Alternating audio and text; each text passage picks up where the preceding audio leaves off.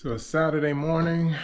I'm about to do what is typically my weekly long run. I typically try to do my longest run of the week on Saturdays, and I usually don't lift on those days. I do my long run on Saturday and my long ride on Sundays. And because each of those is typically about 2 hours, I don't lift on those days, but I did miss my shoulder and leg routine. So today I'm going to cut my run short and I'm only going to do an hour. Since I've switched to zone 2 heart rate training, I've only been running based off of time. I'm just trying to rack up as many hours and as many miles as I can in zone 2, and it's a very, very slow process.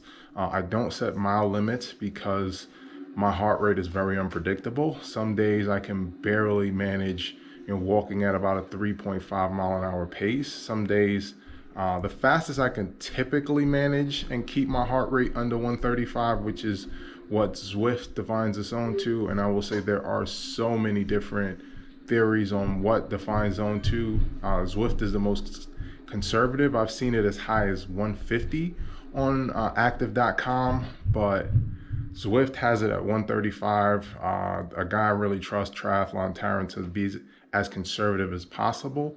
I can manage a pretty decent pace, not something super fast, but I can manage, about a 11, 12 minute pace at a 150 heart rate. But at 135, the fastest I've been able to maintain is about a 4.5 mile an hour pace, which is about a 13-minute pace. So, and certain times, like last week, I just really couldn't get past 3.5, 3.6. So I did a lot of walking.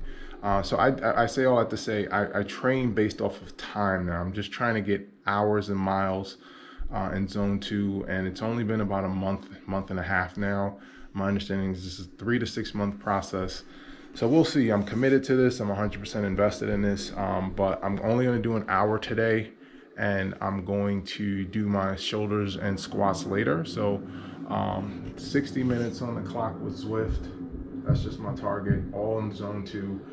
Heart rate right now is about 89, and I need to keep that under 135. So I'll check in a couple times during this run, and then I'm going to lift later. So let's get this run underway.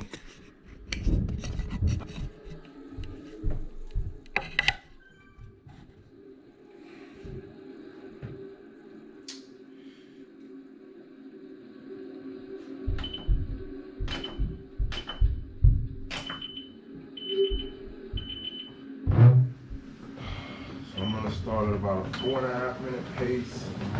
My speed is tracked by a Stride run pod. Actually very accurate. It's usually within 500 of a mile of my treadmill, and that's after 70 miles, so fairly accurate. So just getting off and running.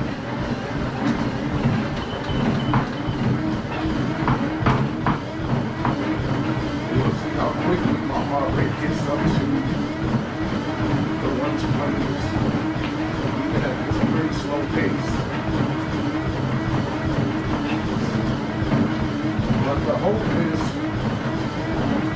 by December, January, I can maintain, say, about a 10-minute per mile pace in zone 3.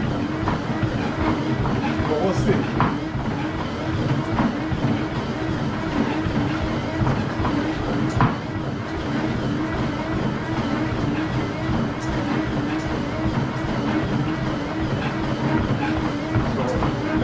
Turns green, I'm in zone 2 now. This goes from about 117 to 135 on Zwift.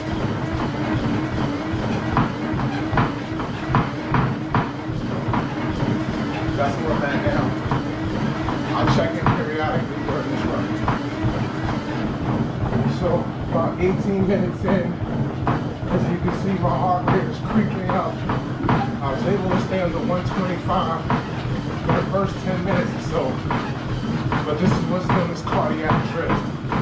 No matter how slow you move, your heart rate is going to keep creeping up. So pretty soon I'm going to have to start walking,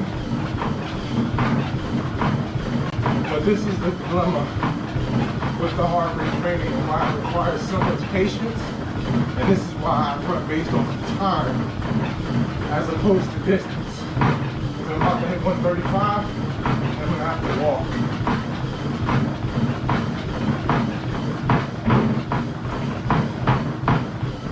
It can be very frustrating.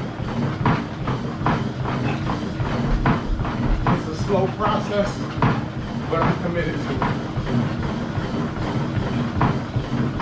I'm going to try to preempt it and reduce my speed from 4.5 to 4.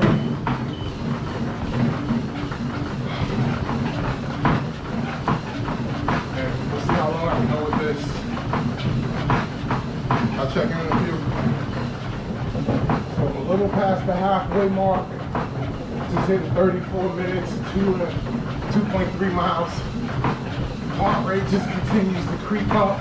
I'm even down to a 4.0, but you see I'm hitting 135, and it's gonna go yellow. It just requires patience. I know I can run a lot faster than this. I just ran an 8-minute mile last week.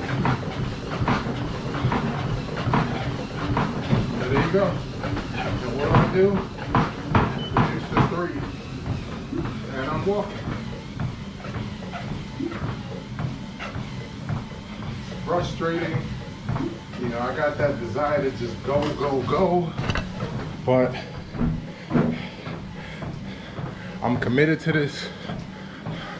I'm hoping by January, what I've seen from the YouTube videos that I've watched from several sources, that I'll be able to run a 10-minute mile and keep my heart rate in this range.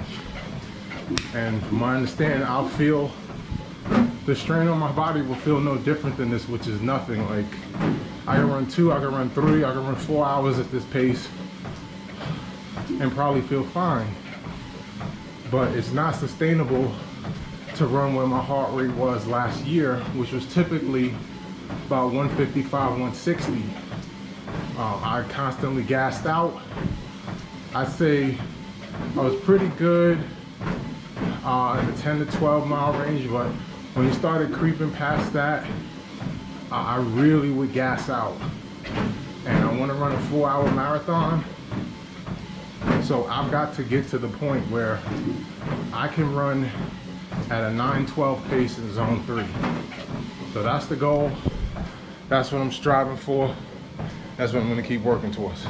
So I'll check in at the end of this run. 24 minutes to go. So I'm nearing the end of my run. I'm 49 minutes in.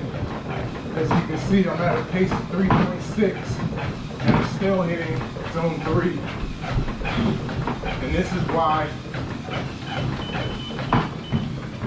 I train in terms of minutes. And this is frustrating. You know, last week I just did 2 hours. I was able to get in 8 miles. And just different days. I don't know if it's humid, I don't know if it's hot down here, but my heart rate just keeps drifting up. So I'm probably just gonna have to walk the last 10 minutes. But just documenting this because it's taking a lot of patience. And I know a handful of people are watching, and I don't know if they're dealing with the same frustration, but if you're wondering if I am, yes I am. But I'm committed to this.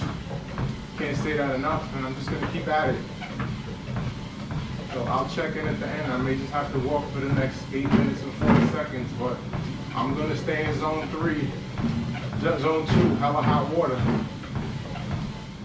So mission complete. Hit my 60 minutes. Went over by a little bit, because when I hit 1 hour, I was at like 3.9 something miles. So just decided to polish off that 4. And despite the fact that I'm walking at a 2-mile-an-hour pace, my heart rate is spiking. But as you can see, 57 minutes in zone 3, 3 minutes in zone 1. That was kind of my warm-up.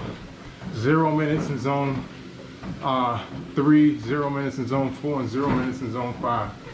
So it takes a lot of patience. Had to do a lot of walking. Did 4 miles in like an hour and 2 minutes. So pretty much a snail's pace. But as I said, the goal is to get that faster. I'm right under an open window. Nice little breeze coming in, but it's just very hard to keep your heart rate that low while moving. And this is why you just need to get hours and hours and hours in zone 2. And the theory is that slowly the rate you can move at and the duration you can keep it at will increase. So I'm going to test that theory over the next 6 months.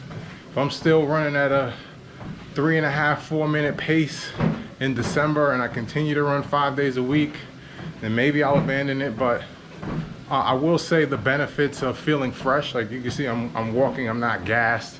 You know, usually when I run 4 miles, if I'm trying to push the pace, you know, I'm bent over and like, oh my God, I'm so glad that's over.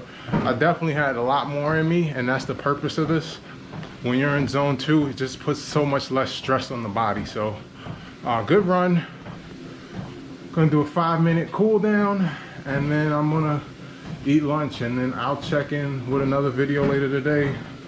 Shoulders and squats later today. So for Reed Fitness, signing off.